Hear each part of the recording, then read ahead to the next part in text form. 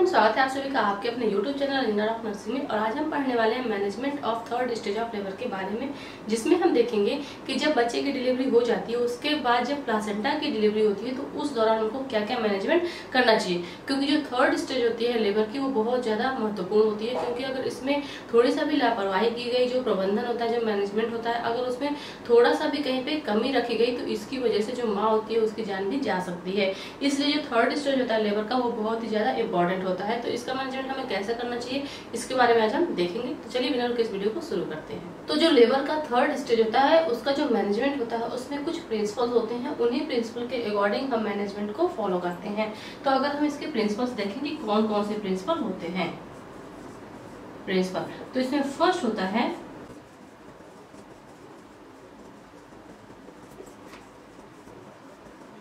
Closely observation of foetus and mother. मतलब कि जो माँ और बच्चे हैं उन दोनों का क्लोजली ऑब्जर्वेशन करना है, उनकी स्थिति को देखना है कि जो माँ है उसकी स्थिति कैसी है और जो बच्चा है उसकी स्थिति कैसी है। मतलब इन लोगों का जो वाइटल होता है वो प्रॉपर उनको मेजर करते रहना है। नेक्स्ट इसमें सेकेंड है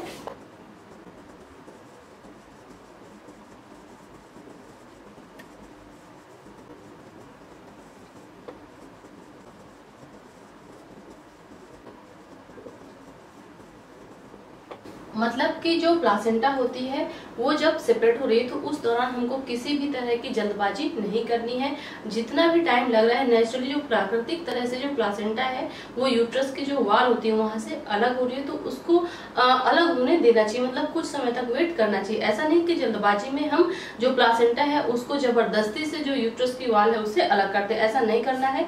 नेचुरली जो प्लासेंटा सेपरेट हो रही है यूट्राइन वाल से उसको होने देना है, उसमें जल्दबाजी नहीं करनी। सेकंड पॉइंट नहीं कह रहा है कि the placenta should be allowed to detect naturally from the wall of uterus without help. मतलब बिना किसी जोर के, बिना किसी जबरदस्ती के हमको प्राकृतिक तरीके से जो प्लासेंटा है उसको अलग होने देना है यूट्रस की वॉल से। नेक्स्ट इसमें थर्ड पॉइंट है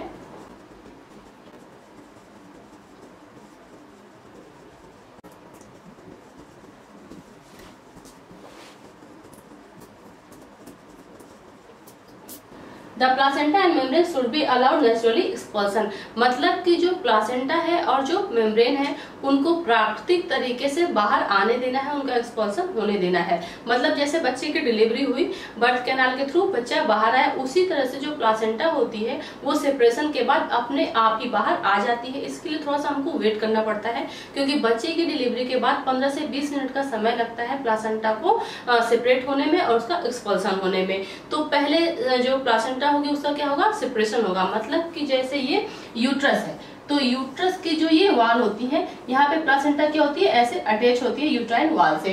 तो जब बच्चे की डिलीवरी हो जाती है उसके बाद प्लासेंटा इस यूट्राइन वाल से धीरे धीरे हटने लगती है, मतलब वो जगह अपनी छोड़ने लगती है। इसी को बोलते हैं प्लासेंटल सेपरेशन। तो जब प्लासेंटा यूट्राइन वाल से अलग होने लगती है उसी दौरान जो वजाइनल ट्रैक होता है, जो वजाइना होती है, वहां से ब्लीडिंग होती है। तो ये इस बात का साइन होता है कि जो प्लासेंटा होती है वो अपने जगह से अब हट रही है। तो जब प्लासेंटा उस वाल को छोड़ देती है, यूट्राइन वाल से अलग हो जाती है, तो उसके बाद फिर वो नेचुरली तरीके से उसका एक्सपल्सन हो जाता है। लेकिन उस दौरान हमको थोड़ा सा वेट करना है, हमको किसी भी तरह की जोर जबरदस्ती नहीं करनी है। नेक्स्ट इसमें फोर्थ पॉइंट है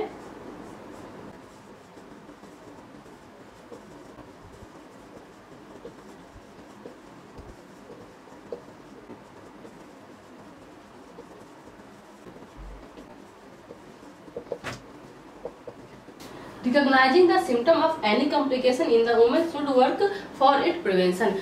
मतलब कि जो फीमेल होती है जिसकी डिलीवरी हो रही है उसमें किसी भी तरह का अगर कोई कॉम्प्लिकेशन है तो उसके जो लक्षण है हमको तुरंत उनको पहचानना है और फिर उसके प्रिवेंशन के लिए हमको तुरंत मैनेजमेंट करना है।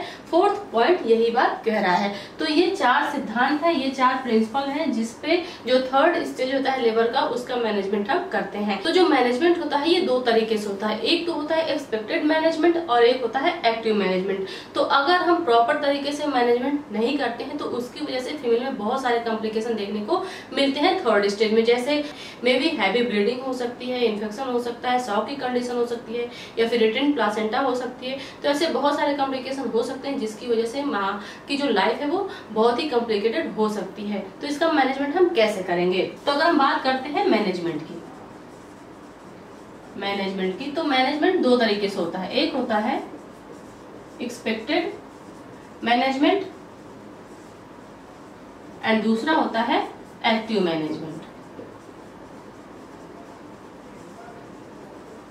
तो सबसे पहले हम बात करेंगे एक्सपेक्टेड मैनेजमेंट की। तो जो एक्सपेक्टेड मैनेजमेंट होता है इसमें जो प्लासेंटा का सेपरेशन होता है, प्लासेंटा डिसेंट होती है और प्लासेंटा का एक्सपल्सन होता है, ये सब नेचुरली होता है। इसमें किसी भी तरह के एक्टिव मैनेजमेंट की जरूरत नहीं पड़ती है। लेकिन इस दौरान जो फीमेल होती है उसको हमको कोई लाभ नहीं छोड़ना है, क्लोजली उसका ऑब्जर्वेशन हमको करते रहना है कि जो उसकी स्थिति है वो कैसी है, उसमें किसी भी तरह का कोई कॉम्प्लिकेशन का लक्षण तो नहीं दिख रहा है। ये सारी चीजें हमको मैनेज करते रहनी है।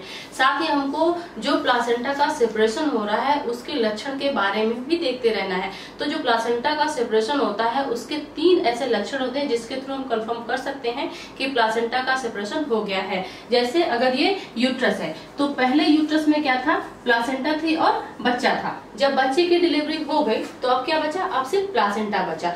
तो जो यूट्राइन कॉन्ट्रैक्शन होंगे उस दौरान जो फोर्स लगेगा वो कहाँ पे लगेगा, जो प्लासेंटा के सराउंडिंग वाल है उस पे लगेगा। तो प्लासेंटा जुड़ी होती है जो यूट्राइन वाल होती है उससे।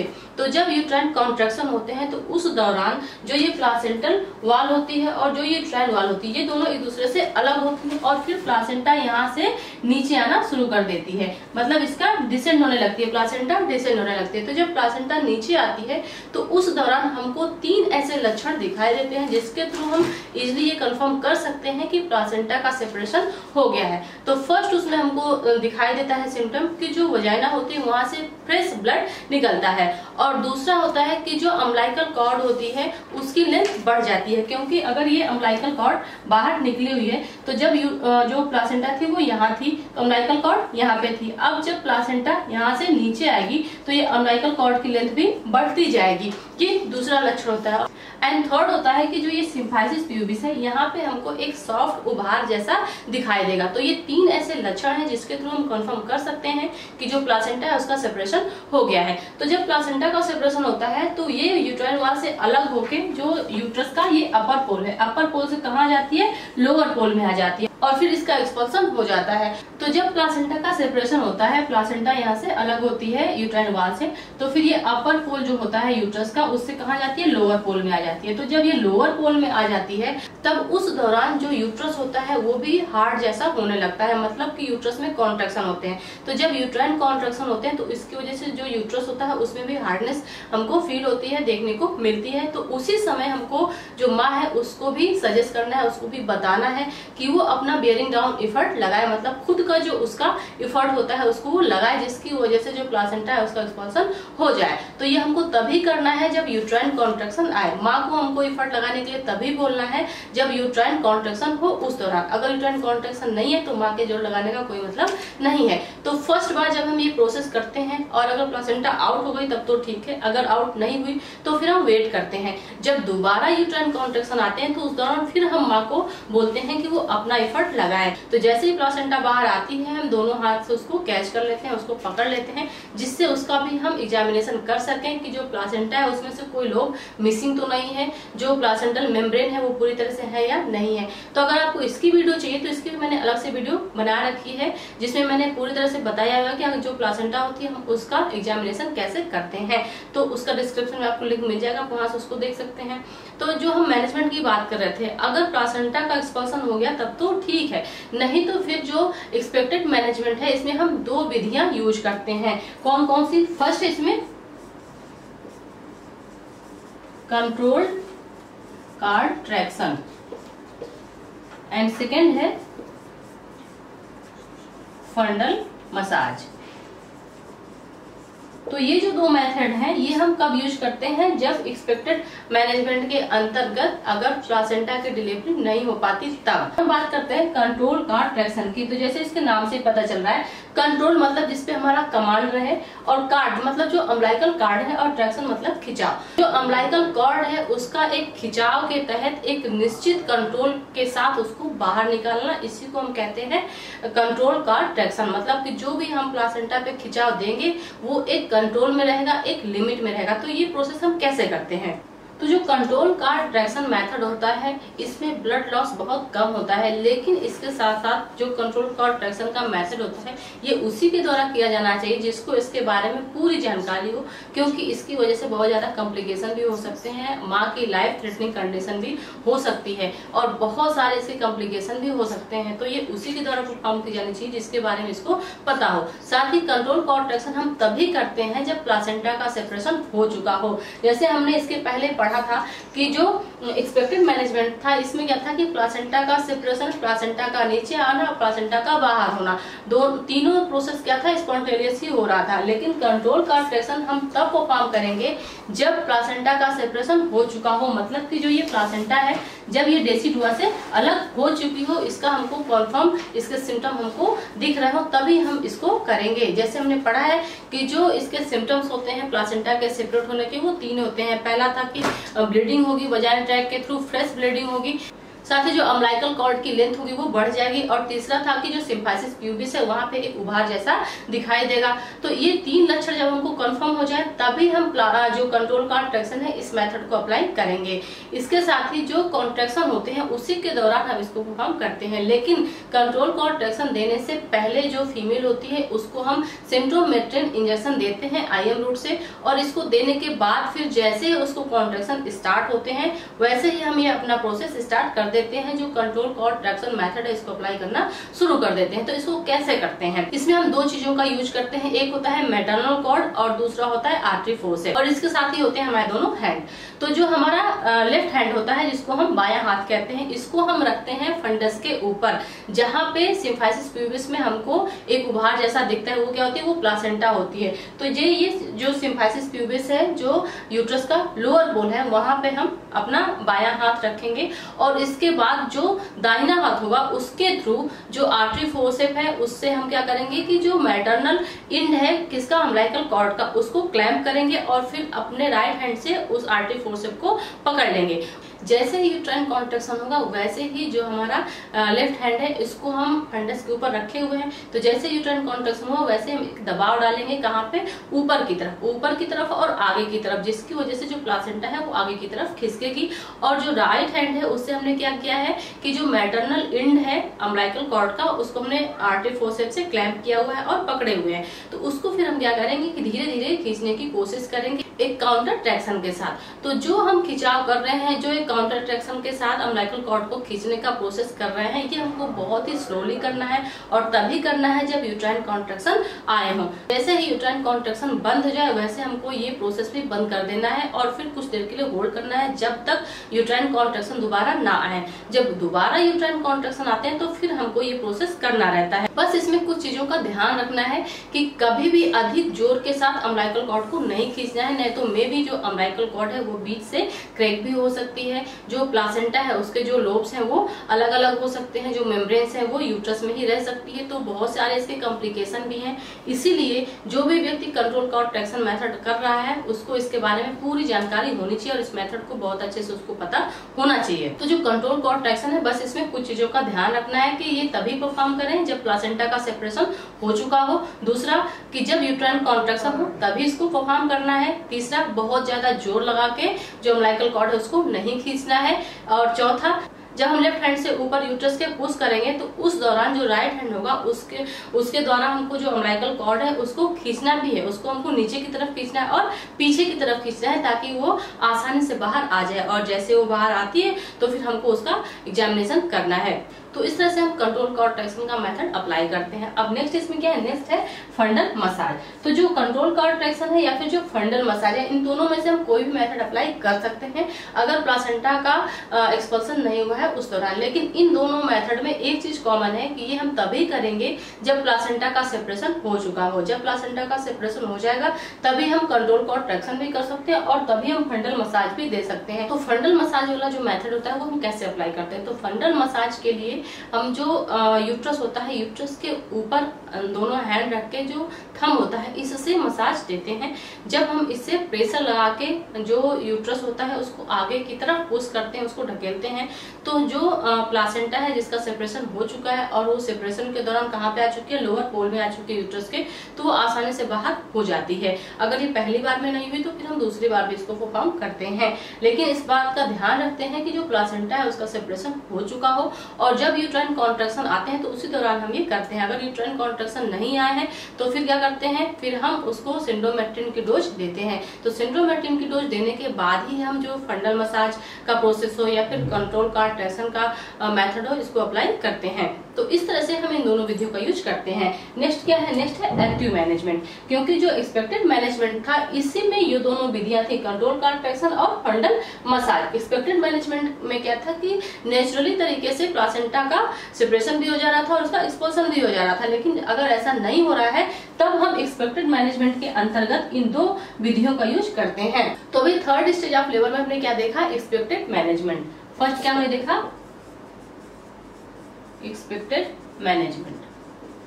तो एक्सपेक्टेड मैनेजमेंट के दौरान अगर प्लासेंटा का स्पॉन्टेनियसली तरीके से एक्सपल्सन नहीं हुआ तो फिर हम क्या करेंगे, तो फिर हम अलग से दो मेथड अप्लाई करते हैं। लेकिन ये हम तभी करते हैं जब प्लासेंटा का सेपरेशन हो चुका हो। तो ये कौन कौन सी दो विधियां थी, एक तो था कंट्रोल्ड कॉन्ट्रैक्शन एंड दूसरा फंडल मसाज। कभी कभी क्या होता है कि अगर फीमेल को एनेस्थीसिया दिया गया है तो इसकी वजह से भी जो प्लासेंटा होती है उसका स्पॉन्टेनियसली एक्सपल्सन नहीं होता है, मतलब किस होता है, उसका निष्कासन नहीं होता है। तो उस दौरान भी हम इन दोनों मेथड का यूज करते हैं। लेकिन ये हम तभी करते हैं जब प्लासेंटा का सेपरेशन हो चुका हो, अदरवाइज फिर हम ये टेक्निक यूज नहीं करते हैं। नेक्स्ट इसमें सेकेंड है एक्टिव मैनेजमेंट। एक्टिव मैनेजमेंट, तो जो एक्टिव मैनेजमेंट है इसमें प्लासेंटा को हम मैनुअल तरीके से बाहर निकालते हैं। इसके पहले जो हमने मैनेजमेंट पढ़ा है एक्सपेक्टेड मैनेजमेंट, उसमें क्या है, स्पॉन्टेनियसली जो प्लासेंटा है वो अपने आप बाहर आ रही है। लेकिन अगर प्लासेंटा सही समय पे उसका सेपरेशन नहीं हो रहा है, वो बाहर नहीं आ रही है, तो फिर हम क्या करते हैं, कंट्रोल कॉन्ट्रैक्शन या फिर फंडल मसाज जैसा प्रोसेस अप्लाई करते हैं। लेकिन इन दोनों में एक चीज हमको ध्यान देनी है कि जब तक प्लासेंटा का सेपरेशन नहीं हुआ है तब तक हमको ये दोनों नहीं करना है। तो मान लीजिए अगर प्लासेंटा का सेपरेशन नहीं हुआ है, बच्चे की डिलीवरी हुई और 15 से 20 मिनट का समय बीत गया, प्लासेंटा जो है वो जो यूट्राइन वाल है उससे अलग नहीं हुई, हमको उसका लक्षण दिखाई नहीं दिया, तो फिर हम क्या करेंगे, तो फिर हम तुरंत एक्टिव मैनेजमेंट अप्लाई करते हैं जिसमें हम मैनुअल तरीके से प्लासेंटा को सेपरेट करते हैं। मतलब कि जो हैंड होता है, हैंड को हम यूट्रस के अंदर इंसर्ट करते हैं वजाइन ट्रैक से, और उसके बाद जो ये यूट्रस में प्लासेंटा होती है यहाँ पे, इसको हम हाथ के थ्रू अलग करते हैं, यूट्राइन वाल से इसको हटाते हैं, और जब ये यूट्राइन वाल से हट जाती है तो उसके बाद हम फंडल मसाज देते हैं। और फंडल मसाज देती हुई जैसे हमारा जो लेफ्ट हैंड है वो फ्री रहता है, तो जब हम राइट हैंड से यूट्रस के अंदर पूरी जो प्लासेंटा है उसको अलग कर लेते हैं यूट्राइन वाल से, तो उसके बाद जो लेफ्ट हैंड है उसके थ्रू फंडल पे हम मसाज देते हैं और फिर धीरे धीरे जो प्लासेंटा होती है उसको बाहर निकालने की कोशिश करते हैं। लेकिन उस दौरान जो फीमेल होती है उसको एनेस्थीसिया दिया जाता है। बिना एनेस्थीसिया दिए जो ये एक्टिव मैनेजमेंट है इसको हम नहीं करते हैं। पहले फीमेल को एनेस्थीसिया देते हैं, उसके बाद ही जो मैनुअल प्रोसीजर है उसको करते हैं, प्लासेंटा को बाहर निकालने का काम करते हैं। साथ ही जो फीमेल होती है उसको हम ऑक्सीटोसिन और मेथार्जिन दोनों इंजेक्शन भी देते हैं, जिसकी वजह से उसको हैवी ब्लीडिंग जैसा कॉम्प्लिकेशन ना हो पाए। तो जब प्लासेंटा का हमने सेपरेशन कर दिया, राइट हैंड से हमने यूट्रस के अंदर हाथ डाल के पूरा प्लासेंटा को अलग कर दिया यूट्राइन वाल से, तो उसके बाद लेफ्ट हैंड से हमने क्या किया, फंडल मसाज दिया, ऊपर से दबाव दिया, और राइट हैंड से हमने प्लासेंटा को बाहर कर दिया। तो उसके बाद हमको क्लोजली ऑब्जर्व करना है, देखना है कि जो प्लासेंटा है उसमें जितने लोब्स होते हैं वो बाहर आए हैं कि नहीं, जो प्लासेंटल मेम्ब्रेन है कहीं वो अंदर तो नहीं रह गई है। तो ये सारी चीजें हमको ऑब्जर्व करनी है और इस तरह से जो अपना मैनेजमेंट है उसको सही तरीके से परफॉर्म करना है। अगर हमको इस मैनेजमेंट को बिल्कुल शॉर्ट्स में लिखना है तो हम कैसे लिख सकते हैं, ये तो हमने थ्योरी में बात की, लेकिन अगर हमको शॉर्ट्स में लिखना है तो कैसे लिख सकते हैं। तो हम इसको लिखेंगे मैनेजमेंट, उसके बाद फर्स्ट इसमें आएगा delivery of anterior shoulder of foetus, मतलब कि जो फीटस है उसके एंटीरियर शोल्डर की डिलीवरी, उसके बाद फंडल मसाज आईवी रूट से देंगे हम ergometrine and Methergine. Next spontaneous expulsion of placenta. अगर मान लीजिए जो प्लासेंटा है उसका स्पॉन्टेनियसली तरीके से स्वतः उसका निष्कासन नहीं हो तो फिर हम क्या करेंगे, तो फिर हम देंगे कंट्रोल्ड कॉन्ट्रैक्शन और क्या दे सकते हैं, फंडल मसाज। तो अगर हम कंट्रोल कॉन्ट्रैक्शन मान लीजिए करते हैं तो उस दौरान अगर मान लीजिए एक प्रयास में पहली बार हमने ट्राई किया और प्लासेंटा बाहर नहीं आई तो फिर हम क्या करेंगे, हम 5 से 10 मिनट तक वेट करेंगे और उसके बाद फिर जैसे ही कॉन्ट्रैक्शन आएंगे वैसे ही फिर से हम कंट्रोल कॉन्ट्रैक्शन वाला प्रोसेस अप्लाई करेंगे। या फिर मान लीजिए फंडल मसाज कर रहे हैं तो फंडल मसाज में भी सेम प्रोसेस है कि हमने ये मेथड अप्लाई किया, अगर पहली बार में प्लासेंटा का एक्सपल्सन नहीं हुआ तो फिर हम 5 से 10 मिनट तक वेट करेंगे और फिर जैसे ही यूट्राइन कॉन्ट्रैक्शन आएंगे वैसे ही हम अपना जो प्रोसीजर है उसको हम करेंगे। लेकिन इन दोनों में एक बात कॉमन है कि हम ये तभी करेंगे जब प्लासेंटा का सेपरेशन हो चुका हो। तो 5 से 10 मिनट तक हमने वेट किया, उसके बाद हमने क्या किया, रिपीट मेथड को रिपीट किया। कौन सा, कंट्रोल कॉन्ट्रैक्शन या फिर फंडल मसाज। नेक्स्ट अगर मान लीजिए कि जो प्लासेंटा है उसका सेपरेशन ही नहीं हुआ है, जो फीमेल में यूट्राइन कॉन्ट्रैक्शन होते हैं वो स्लो हो गए हैं या फिर बंद हो गए हैं या फिर फीमेल को एनेस्थीसिया दिया गया है, तो कुछ ऐसी कंडीशंस होती हैं जब जो कॉन्ट्रैक्शन होते हैं वो बंद हो जाता है, जैसे एटॉनिक यूट्रस हो गया। तो उस दौरान फिर क्या हुआ, फिर हमको मैनुअल तरीके से प्लासेंटा को बाहर निकालना पड़ेगा। अगर क्या है, एब्सेंस ऑफ यूट्राइन कॉन्ट्रैक्शन है तो, या फिर जो प्लासेंटा है उसका सेपरेशन नहीं हुआ है। इफ प्लासेंटा नॉट सेपरेट, अगर प्लासेंटा सेपरेट नहीं है तो फिर हम क्या करेंगे,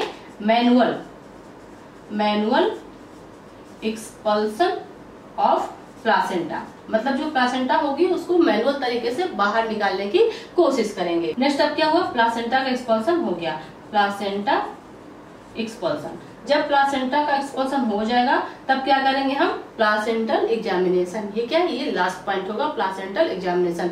जैसे ही प्लासेंटा का एक्सपल्सन हो गया फिर हमको क्लोजली जो प्लासेंटा है उसका एग्जामिनेशन करना है। तो फ्रेंड्स, आई होप कि आज की वीडियो से आपको अच्छे समझ में आ गया होगा कि जो थर्ड स्टेज होता है लेबर का, उस दौरान हमको कैसे कैसे मैनेजमेंट करना चाहिए और किस समय करना चाहिए। तो आज के लिए इतना ही, मिलते हैं अगली वीडियो में, तब तक के लिए थैंक यू सो मच।